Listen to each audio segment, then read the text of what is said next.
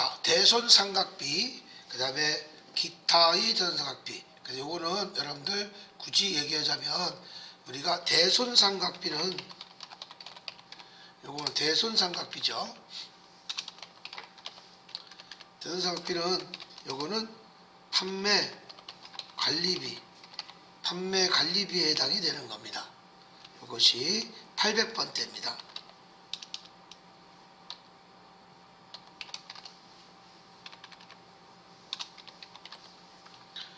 그래서 요거는 무엇일 때만, 요거는 언제 때만, 매출 채권일 때만, 외상 매출금 받을 어음일 때만, 요걸 때만 대손 처리할 때 이렇게 이루어집니다.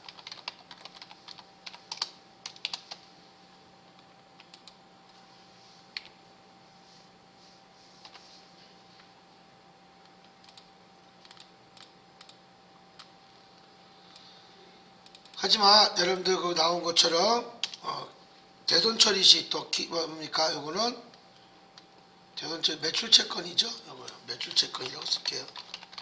매출 채권 대손 처리 시 대손 상표로 처리해 주는 거예요. 뭐 이렇게 쓸 필요 없고 이렇게.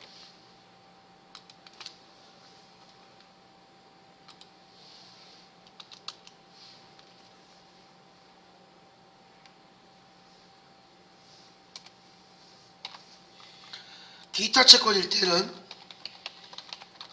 기타 채권 대손 처리 시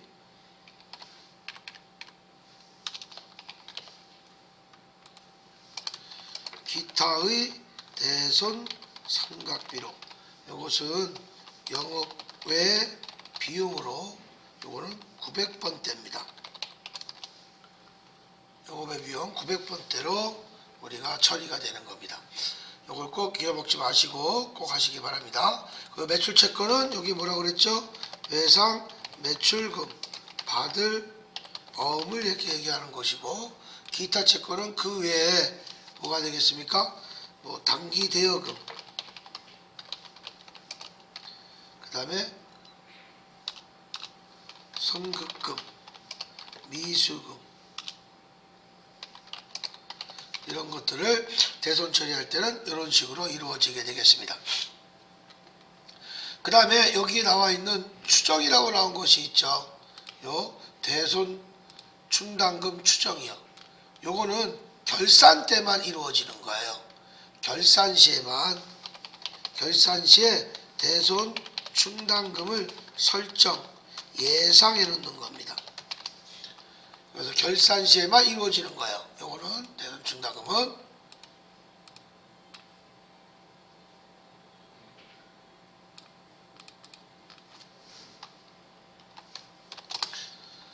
이렇게 해서 여러분들이 봐주시면 좋겠습니다.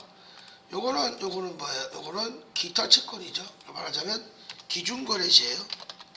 결산 분기가 아니고 기간 중의 거래시. 요것은 그래서 이렇게 여러분들이 대손삼각 비용으로는 여기에 해당되는가 보시면 되는 겁니다. 자, 대손 처리라고 하는 것이 있죠. 한번 보겠습니다.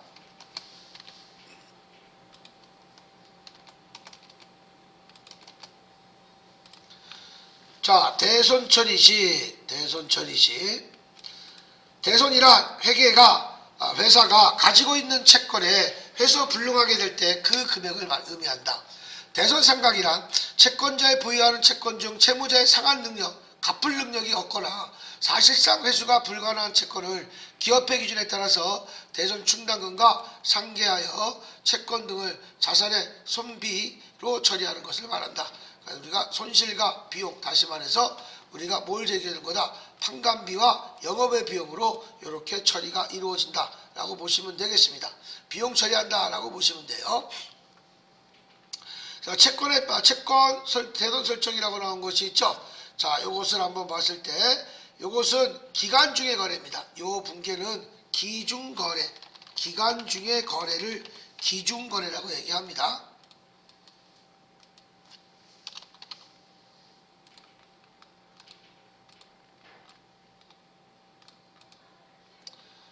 요 두 가지가 다 기준거래로서, 그래서 하나는 일반적인 상거래 매출 채권이냐 아니면 기타 채권 일반적인 상거래가 아니냐 따라서 이렇게 이루어지게 되는 겁니다.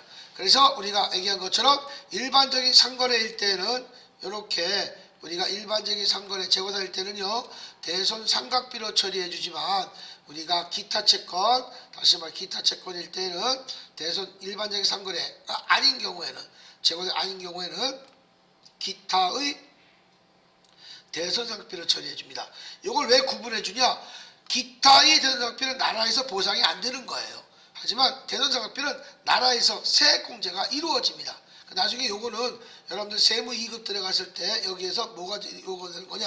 요 일반적인 상거래 했을 때 부가세가 있는 거에 대해서는요, 요것은 대손세액 공제 신고서가 같이 발생이 됩니다. 세무 2급에서는 요거는 부가세가 있는 채권입니다. 부가세가 있는 채권. 그래서 요거는 부가세가 있는 채권으로서는 어떤 거가 있겠습니까? 요거는 매출 채권. 요거는 개정 과목을 정해져 있어야 돼요. 외상 매출금 받을 그 다음에 미수금까지 들어가요. 요거는요 대손세액 공제신고 작성할 때는 부가세가 있는 채권으로서 외상 매출금 받으러 미수금까지 들어가요. 미수금. 요 미수금은 부가세가 있을 수도 있고 없을 수도 있다고 그랬잖아요. 부가세가 있는 건 미수금까지 들어간다는 얘기야. 기타 채권이라도. 그래서 여러분들이 요것을 좀 여러분들 나중에 대손세액 공제신고서는 매출 채권만 들어가는 게 아니고 요 미수금도 우리가 포함될 수도 있고 안 될 수도 있다. 미수금이 부가세가 없지만 포함이 안 되는 거야. 부가세가 있으면 포함이 되는 거고요. 미수금도. 자, 그럼 예제 1번 거 한번 분기 한번 풀어보겠습니다. 매출점 행성기업의 파산을 인하여 외상매출금 90만원 해서 불능됐대요. 이렇게 조건 제시가 없죠. 조건 제시가 없다는 것은 저번 연도에 결산할 때 충당금 설정을 안 했다는 얘기예요. 충당금 설정을. 자, 그래서 제가 한번 여기다 얘기한다면 결산 시 대손 충당금 설정할 때 공식은요, 모든 채권 곱하기 대손율이 나옵니다.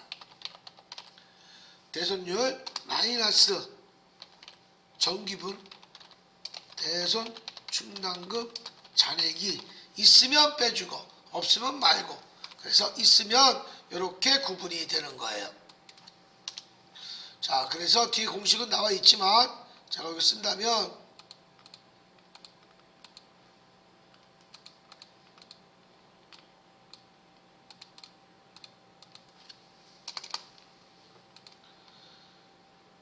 모든 채권이에요.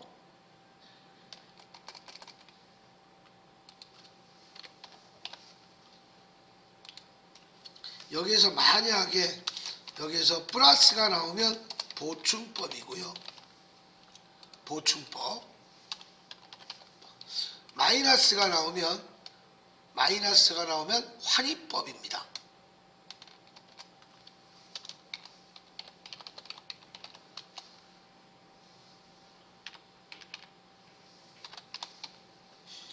환입법이 돼요. 근데 만약에 제로가 나왔어. 그러면 이거는 분계 없음이에요. 저번 연도 그대로 가져가면 되는 거니까. 자, 그래서 요것이 여러분들 뭐냐면 어떤 의미냐면 요 모든 채권 곱하기 대손율 나온 거 있죠? 요것이 결정세액이에요. 요것이 결정세액이에요. 그래서 보시게 되면 모든 채권 곱하기 대손율이 이게 결정세액이에요. 여기 결정세액. 거기다가 만약에 정기분 충당금이 똑같으면 없으면 분계 없어요.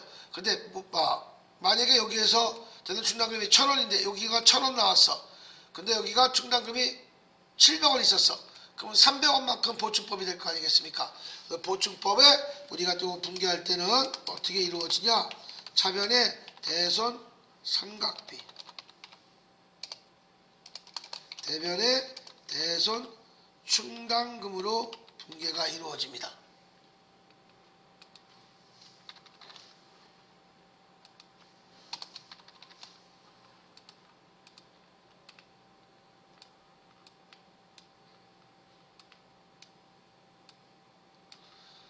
근데 환입법일 때는요. 환입법일 때는 분계가 똑같아요. 요거는 뭐야 그냥 플러스로 해주는 거고, 만약에 요것이 환입법이다 그럴 때는요, 환입법이다 그럴 때는 요거는 음수로 처리해 주면 되는 거예요. 이제 어려운 게 많이 없어졌어요. 충당금 환입 안 합니다. 그러니까 이렇게 결산분계는 두 가지인데, 보충법, 환입법이 분계는 똑같은데 플러스를 처리할 것이냐 마이너스를 처리할 것이냐, 요게 조금 달라지는 겁니다. 요것이 결산분계 때 같이 이루어지게 되는 겁니다. 자, 그러면 요거는 예제 1번은 요 가로친 게 없다고 하는 것은 저번에 충당금 잔액이 없다는 뜻이에요. 그대로 분계가 이루어지게 되겠죠. 그래서 여기는 분계가 이루어진다고 하면 차변에 대손상각비죠. 왜 대손상각비로 처리합니까? 외상 매출금이기 때문에, 매출 채권이기 때문에 얼마? 90만원. 대변에 요거는 기준거래니까 기준거래는 채권이 다 없어지는 거예요. 만약에 외상매출금 회수하면 차변의 연금, 대변의 외상매출금이지만 외상매출 회수 못했잖아요. 차변 대손상각비, 대변의 외상매출금이 되는 겁니다. 외상매출금 얼마? 90만원. 이렇게 된 거죠. 근데 여기를 보시면 또 기업, 병창기업의 폐업으로 인하여 미수금 70만원 해서 불능됐대요. 만약에 이렇게 대손충당금 잔액이 없다고 가정하면 대손충당금 잔액이 없을 없을 때는 분계가 차변에 요건 뭐야 지금 미수금이니까 기타 채권이죠. 기타의 대손상각비 70만원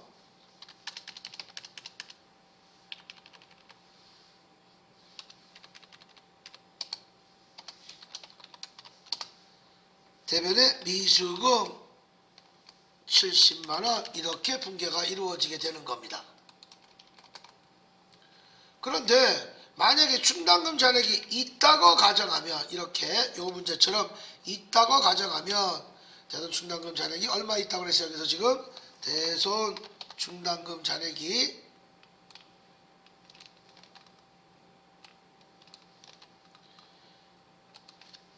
있을 경우 얼마 있다고 했으면 여기 지금 10만원 있다고 그랬죠. 잔액이 10만원이 있을 경우에는 요것은 분계가 어떻게 되겠느냐, 요게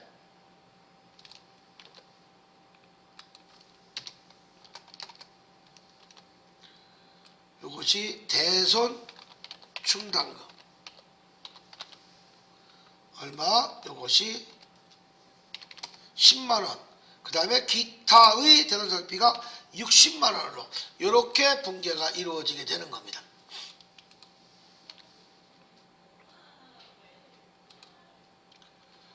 이런 식으로 여러분들이 이루어지게 되는 거예요.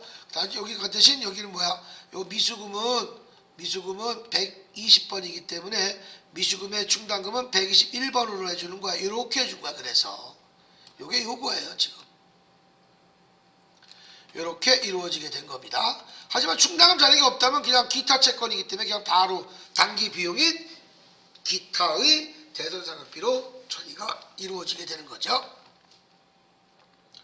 세 번째 거 보겠습니다. 세 번째 거. 자, 외상매출금 회수 불능됐다고 나왔어요. 그렇죠? 대손 충당금의 잔액이 60만원 있다고 했네요. 자, 그래서 여기다가 분계한다면 어떻게 되겠습니까? 차변에 대손 충당금 얼마? 60만원. 60만원인데 50만원만 회수 불렸는데요. 그러면 50만원만 하고, 그 다음에 대변에 외상 매출금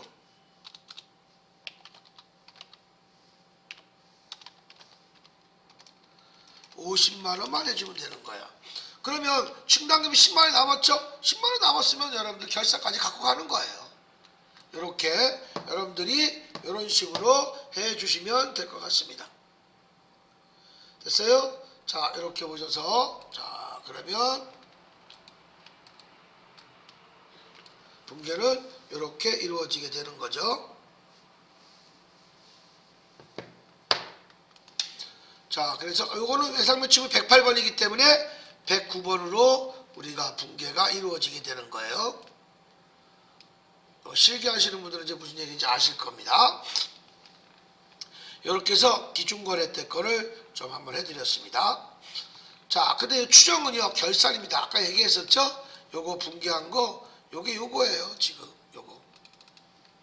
요거하고 똑같은 겁니다.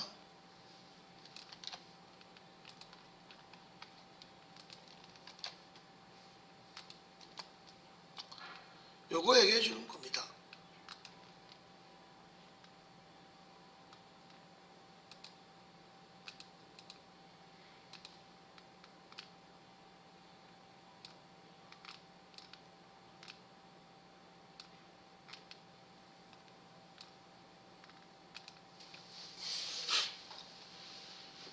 자, 이런 식으로 여러분들이 해주시는 거, 이거 똑같은 거예요. 이렇게 붕괴가 이루어집니다. 자, 그래서 우리는 대손 충당과 환입은 안 쓸 거예요. 안 할 거예요. 그대로 이제 음수로 다 끝나기 때문에 이렇게 붕괴가 이루어질 겁니다. 자, 그러면 우리가 이걸 봤을 때 추정일 때 결산 붕괴입니다. 결산 시에만 이루어지는 거예요. 추정은요. 결산 때만.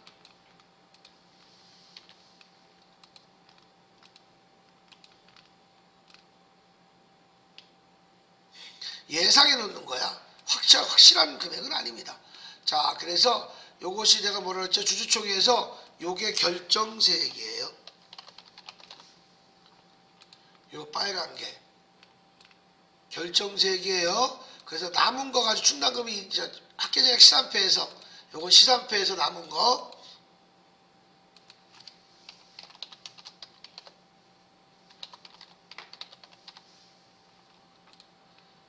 학계장액 시산표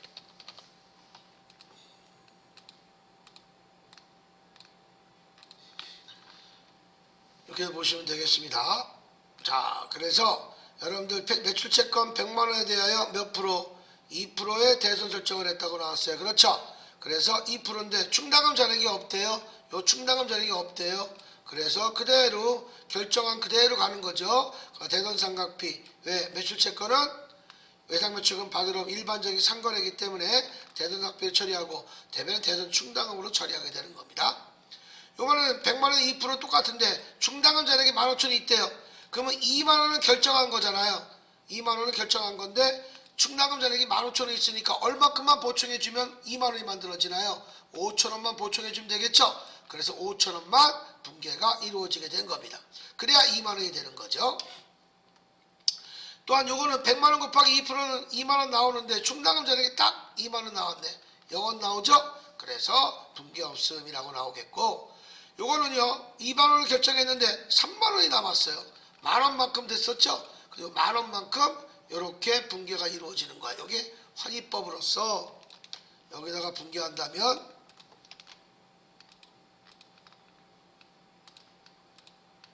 이제 앞으로 이렇게 안 합니다. 차변에 마이너스 얼마? 만원. 대변에 대손 충당금 마이너스 만원. 이렇게 붕괴가 됩니다. 붕괴는 이제 이걸로 하셔야 됩니다. 이렇게.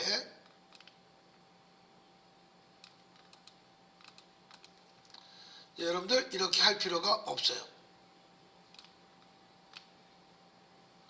이렇게 됐죠. 뭐 틀린 건 아니지만 이렇게 여러분들 이제 실기에서 바로바로 이렇게 나옵니다.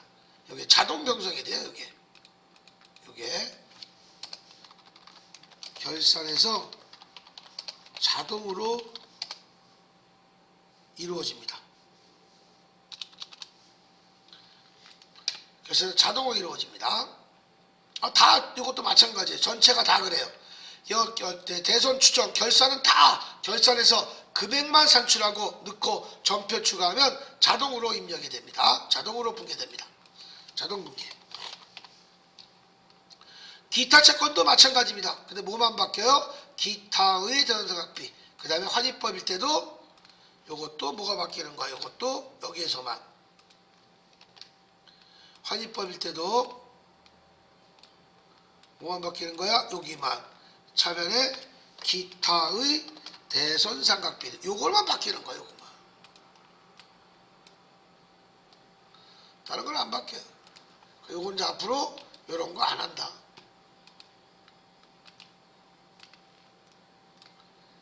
뭐 틀린 건 아니지만 안 해도 된다라는 뜻입니다.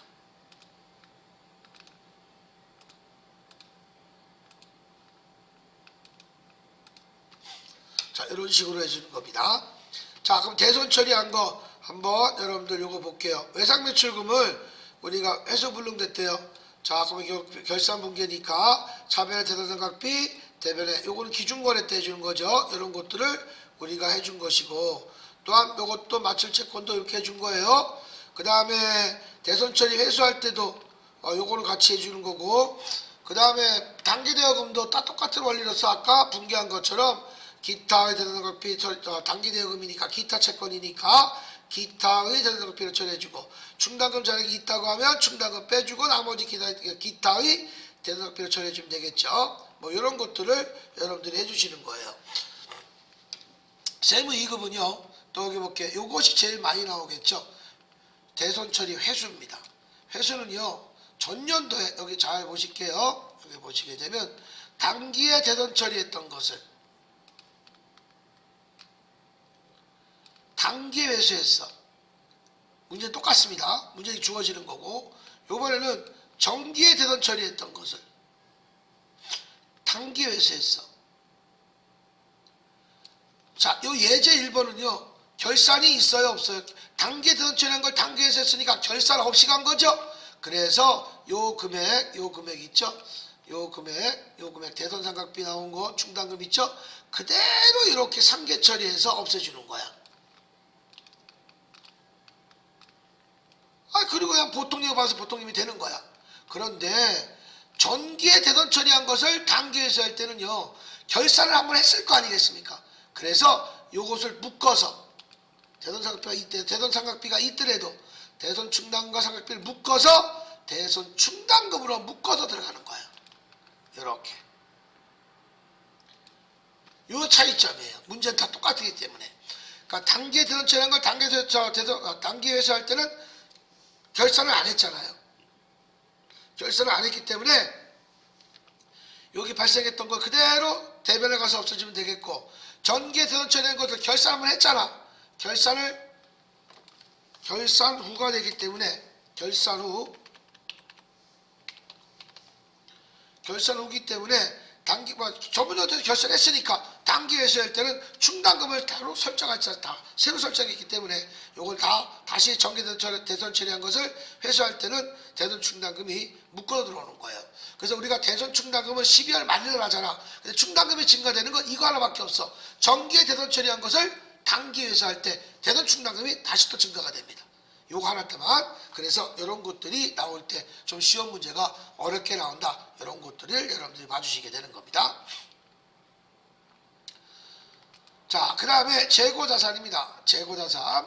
요 재고자산은 여러분들 어떤 게 있겠습니까? 재고자산은 판매할 목적을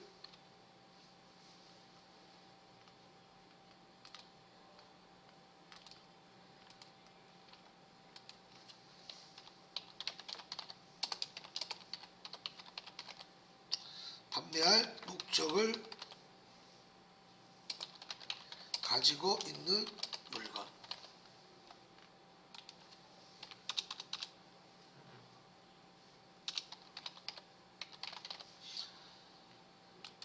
물건 있는 자산, 물건 다 똑같습니다. 자, 재고자산은 이런 원리로서 여러분들이 먼저 확인이 들어가야 됩니다. 재고자산은 판매용의 상품이 있고요. 그 다음에 제조용의 제품이 있습니다. 요 상품이라는 가격은 원가죠. 제품이라는 가격도 이것도 원가죠.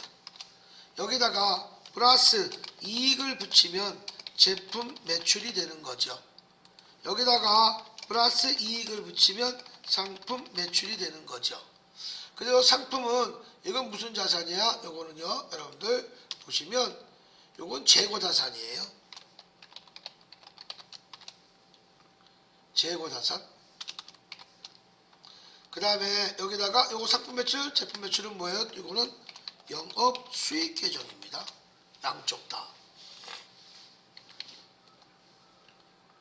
그러니까 이런 원리로서 이렇게 이루어지게 되는 거다. 자, 그래서 요것들은 이렇게 이루어지게 되는 거고요. 자, 그래서 여기 보시면 제조역에서는요, 우리가 제조역의 제조 원가의 흐름이 있죠. 제조 원가의 흐름.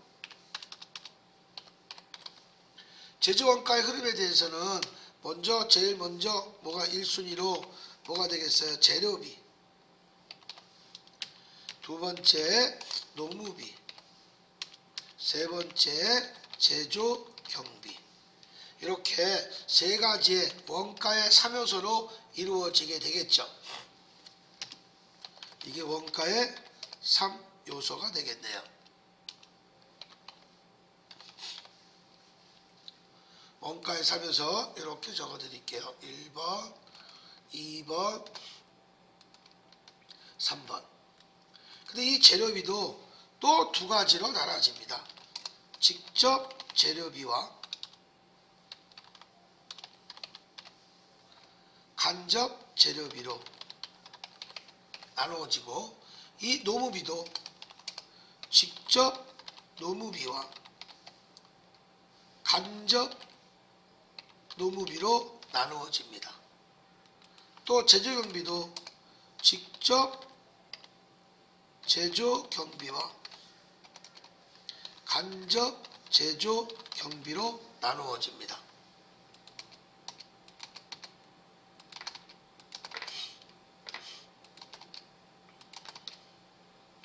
자, 이런 식으로 여러분들이 이루어지게 되는 거예요. 이 원가의 3요소가 들어가기 전에 요것이 여러분들 꼭 알고 계셔야 되는 거야.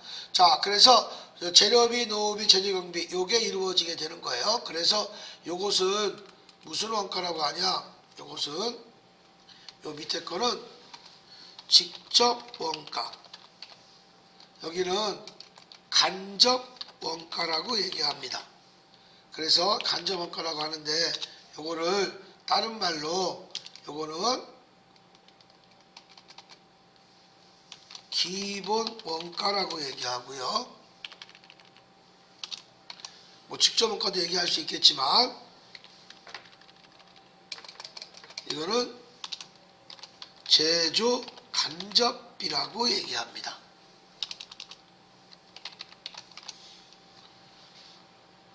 공식이에요. 그래서 여기에 여러분들 플러스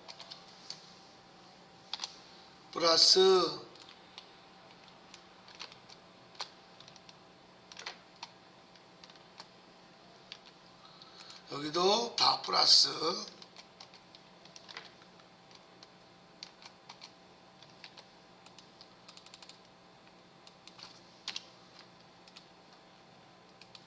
이렇게 묶어서 그 다음에 또 이렇게 묶어서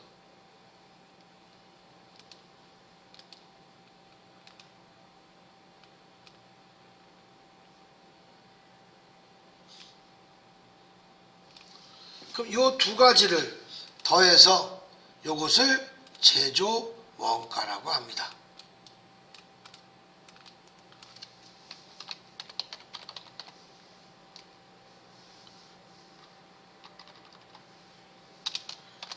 요걸 제조 원가라고 하는 거예요. 이렇게 제조 원가가 다 더한 거죠. 다 더한 거예요. 이렇게 이루어지는데 시험 문제에 대해서는 요 직접 제조 경비가 잘 안 나와요. 직접 제조 경비가. 그래서 시험 문제는 거의 다 요 직접 제조 경비가 외주 가공비, 특허권, 설계비, 사용료, 이렇게 특정 제품의 포장비, 요거 딱 4개만 직접 제조 경비예요. 근데 그게 안 나와. 그래서 직접 제조 경비는 없다고 가정해도 괜찮다. 그래서 제조 원가의 흐름은 이렇게 이루어진다라고 보시면 되겠습니다. 나중에 원가 얘기할 때 요걸 흐름을 좀 많이 얘기하실 거예요. 자, 그래서 이 제조 간접비가 요거 제일 중요한 것이고, 제조 간접비가 제자가 틀렸네. 제조 간접비 이렇게 여러분들이 이루어진다. 나중에 요거를 가지고 흐름을 가지고 가셨을 때 요게 다 들어가서 요게 대표적인 것이 원재료로 가는 거야. 그래서 원재료, 그 다음에 부재료라는 것도 같이 있을 땐 같이 들어갑니다. 그리고 제공품, 이게 말하자면 가공 중에 있는 거야. 가공 중에 있는 거고, 그 다음에 마지막 제품, 요 제품이 완성품이에요. 완성품. 그래서 이게 원가의 흐름이 이런 원리로서 흘러가시는 거예요. 이게 말하자면 제품 완성된 흐름을 우리가 이루어지게 되는 거죠. 이렇게 해서 이루어져서 우리가 생각해 보시면 되겠습니다. 그래서 여기다가 플러스 이익을 붙인 게 이게 제품 매출이 된 거예요. 이런 식으로 여러분들이 이루어지게 되는 겁니다.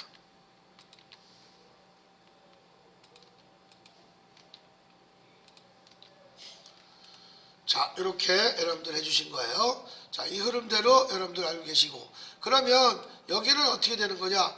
여기도 마찬가지로, 그러면 여기는 뭐 있어요?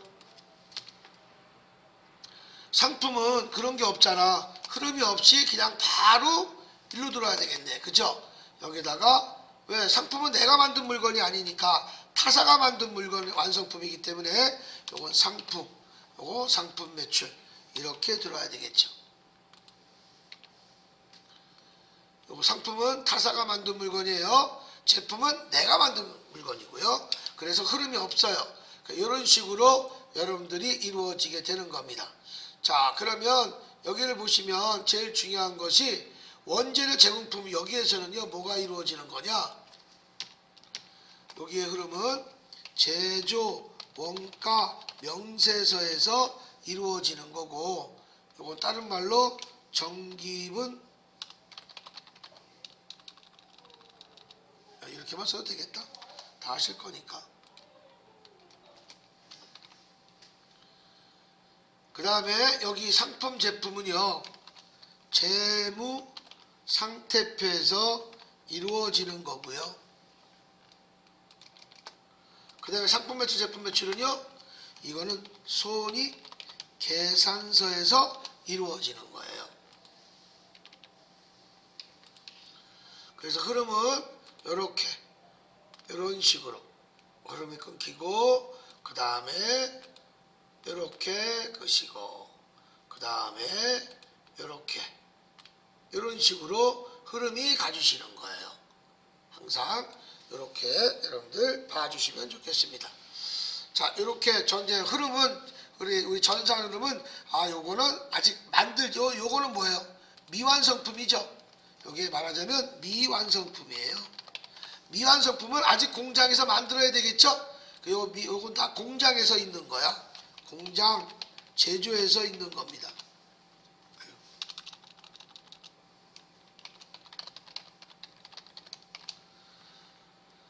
미완성품은 공장, 생산도 적어드릴게요. 제조. 여기 있는 것이고, 그 다음에 완성된 것은, 요거 완성된 거는 요거 완성품이고, 요거는요. 완성품이 완성됐으면 어떻게 돼? 이익을 붙여서 우리가 뭡니까? 수익을 창출해야 되겠죠. 수익 창출한 겁니다. 수익을 인식하다. 이렇게 얘기 나오는 거예요. 말투가 이제 이렇게 바뀌어주는 거예요. 자, 그래서 원전의 부재료 제공품은 항상 제조원가 명세서에 있는 거고, 원가 명세에 있는 거고, 제품과 상품은 그래서 재무상태표, 상품 매출, 제품 매출은 손익계산서에만 작성이 이루어지게 되는 겁니다. 이렇게 해서 여러분들이 해주실 거예요. 자, 그래서 여러분들이 오늘 다 하시면 내일 여러분들이 전산 흐름을, 프로그램을 전체 같이 쭉 적을 겁니다. 그걸 한번 볼 것이고, 내일은 프로그램을 여러분들이 좀 깔아 놓으셔야 돼요.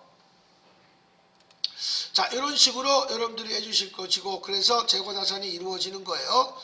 자, 그러면 여기에 이루어진 것처럼 다 상품하고 여기까지, 요거는 같은 맥락이고요. 상품에 관련된 거고요. 요거는 제품에 관련된 거고요. 그 다음에 요거는 원재료에 관련된 거고요. 부재료는 잘 안 나오지만 요거 뭐 그대로 쓰겠습니다. 그 다음에 요거 미착품, 제공품, 여기까지. 저당품은 잘 안 합니다. 이건 안 하셔도 좋습니다. 이것이 재고자산이에요. 근데 이 관계가 참 이걸 잘 보십시오. 이 관계가 146번이면 관계가 다 이렇게 쭈르륵 있습니다.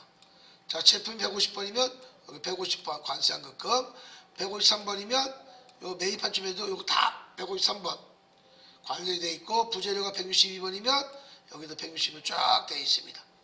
이렇게 관련된 것이고, 미착금과 재공품은 이런 게 없죠. 왜? 미착금은 뭐예요? 요거 말 그대로 볼게요. 재고자산의 수정 도중에 있어서 재무상태 표일로서 미착한 거, 돈은 지불했는데 아직 물건이 도착이 안 된 거, 이거를 미착품이라고 얘기하는 겁니다.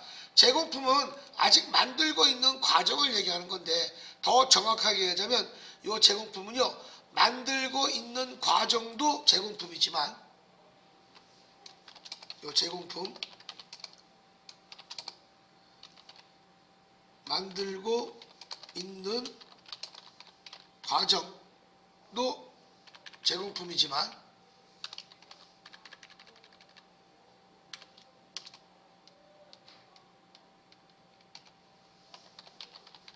완성품이지만 아직 박스에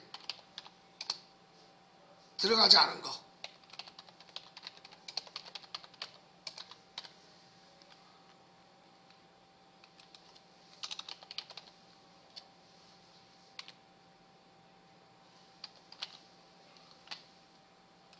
완성은 됐어요.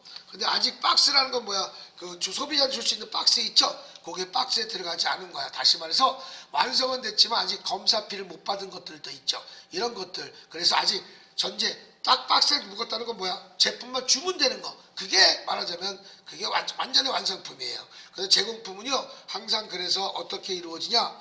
기초 제공품, 다른 건 없는데 기초 제공품 재고액,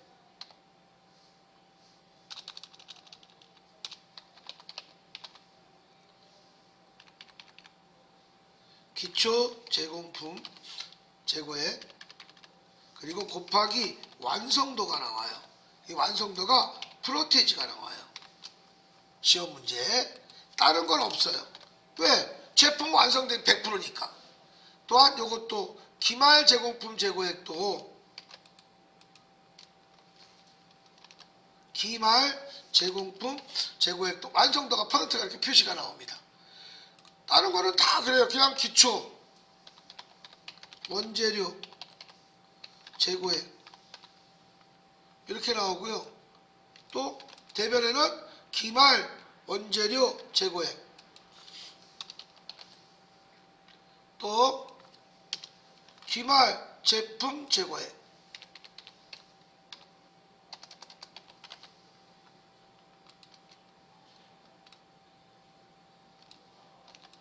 기말 제품 재고액. 이렇게 다 이렇게 따로따로 나와요. 이렇게 그냥 아무것도 안 나오는데, 제공품만은 이렇게 표기가 퍼센트가 꼭 이렇게 이루어지게 됩니다. 자, 이렇게 해서 이루어지는 것이라서 요거는 여러분들 요 두 개는 어디에 해당되고, 여기는 손익 계산서 개정 과목이고, 여기는 제조 원가 명세서, 다시 말해서 전기분 원가 명세서와 똑같은 말입니다.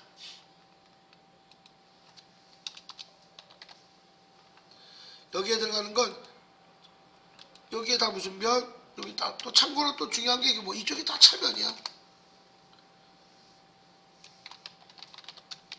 이쪽은 다 대면이고.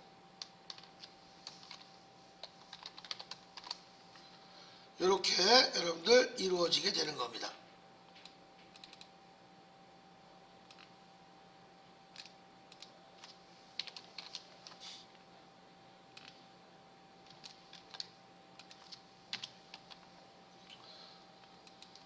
이렇게 만들어 드릴게요. 손익계산서, 전기분 원가명세서. 그래서 여러분들 보시면 나중에 T자로 그리자면 이렇게 되는 거예요.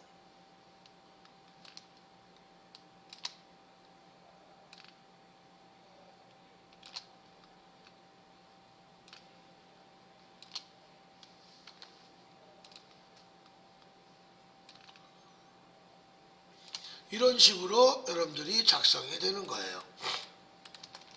자, 이론까지 같이 합쳐서 해주려니까 이런 식으로 여러분들이 조금 작성이 이루어져야 되겠습니다. 자, 그래서 항상 이렇게 여러분들 이루어진다라고 보시면 돼요. 제가 이렇게 떨어뜨리는 이유는 여기 맞췄을 때 이렇게 떨어져 있는 거는 이건 손익계산서구나. 원재료, 부재료, 제공품 다 붙어 있는 건 다 원가 명세서예요. 이렇게 보시면 되겠고, 기초는 우연찮게나 차변, 기반은 다 대변에 같이 이루어진다라고 봐주시면 좋을 것 같습니다. 자, 이렇게 해서 봐주신 거예요. 자, 이렇게 해서 내가 T자까지 좀 만들어서 나중에 여러분들한테 좀 말씀을 더 드릴까 합니다. 그래서 여기 완성도가 이렇게 나온다는 거, 제공품은 이렇게 이루어지는 것이고요. 자, 상품, 제품, 요거 나온 것들은 여러분들 말씀을 드렸었죠. 자, 그래서 다시 한번 얘기하자면, 매입했을 때 매입액은요, 차변이고, 그 다음에 매입하고, 매입, 환출, 및 애누리, 이건 분량이죠. 그 다음에 매입 할인, 이건 조기 지급이라고 합니다. 이렇게 되신 거고, 그 다음에 여러분들 판매했을 때도 마찬가지예요. 이거 판매했을 때도 먼저 매입제 비용부터, 요게 운임 같은 거, 운임, 이런 것들이 이루어지게 되는 거예요.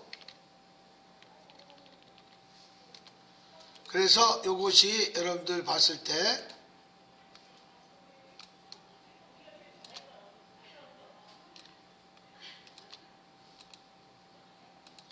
요게 당기 순 매입액이 되는 거예요. 공식이. 그래서 같은 변은 더하고 다른 변은 빼준다. 그래서 매입제 비용에서 우리 매입액과 매입제 비용을 다 더해서 매입 환출 및 애누리나, 그 다음에 매출 매입 할인을 빼주면 당기 순 매입액이 나온다. 분계도 다 이런 원리로 해주시면 되겠고요. 매출도 마찬가지입니다. 매출도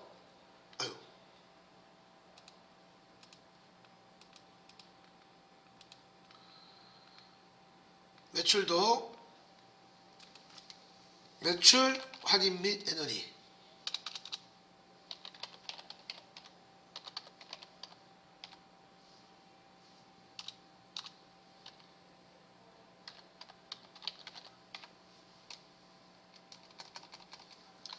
총 매출액,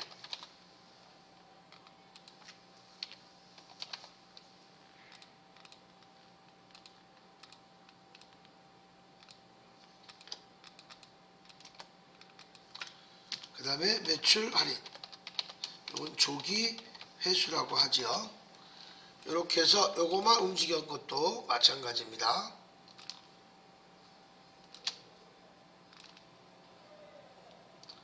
요것은 순매출액입니다. 순매출액 공식이 이렇게 이루어지게 된 겁니다.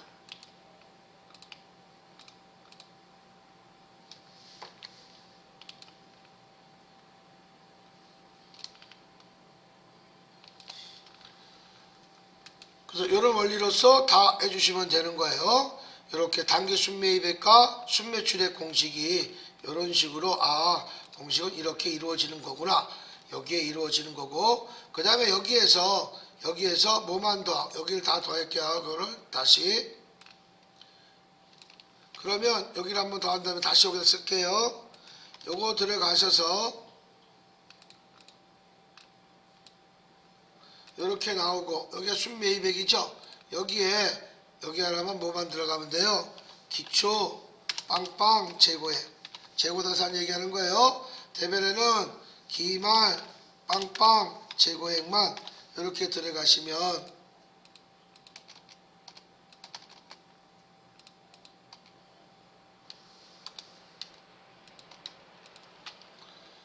요것이 매출원가 공식이 된다고 그랬죠. 요게. 그래서 T자를 전체 다 그려서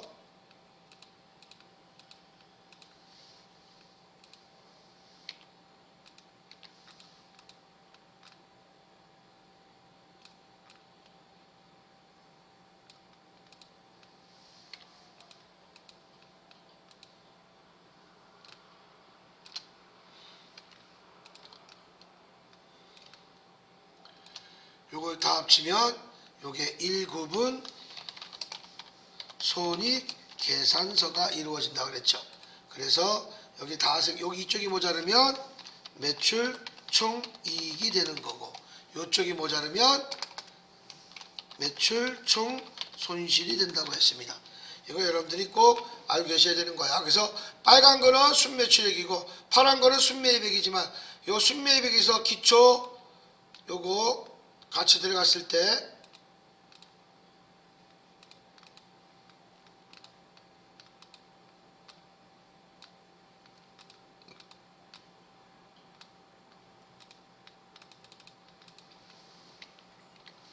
이렇게 맞춰준 대로 이것이 1급은 손익계산서로 이루어지게 되는 겁니다. 중요한 것은 뭐냐? 요 매출할 때 절대 중요한 건 요거예요. 매출할 때 매출 시 모든 재비용은 무조건 별도 처리한다. 모든 재비용이야. 매출 시 말하자면 요건 무슨 자산이야? 재고 자산만이에요. 모든 비용은 무조건 별도로 처리한다. 비용으로 별도 처리하는 거예요. 무조건 판매 관리비로 별도 처리합니다. 여기 몇 번대라고 그랬죠? 800번대라고 얘기한 것이죠. 요것이 여러분들 자꾸 되풀이된 얘기지만 여러분 요거를 좀 분명히 알고 계셔야 돼요. 그래서 우리 매출할 때 여러분들 요거 있죠? 요 매출할 때 운반비를 별도로 분기합니다. 매입할 때 운반비는 우리가 어떻게 돼요? 이렇게 포함시키지만 매출할 때는 운반비가 없어요. 판매비와 관리비를 별도 처리합니다. 이렇게 여러분들이 알아놓으시면 좋을 것 같습니다. 자, 이렇게 가시고, 자, 다음 시간에는 재고자산의 평가, 단가 수량 결정하는 방법, 단가를 결정하는 방법 쪽으로 들어가겠습니다. 잠깐 10분 쉬었다가 5시에 들어갈게요.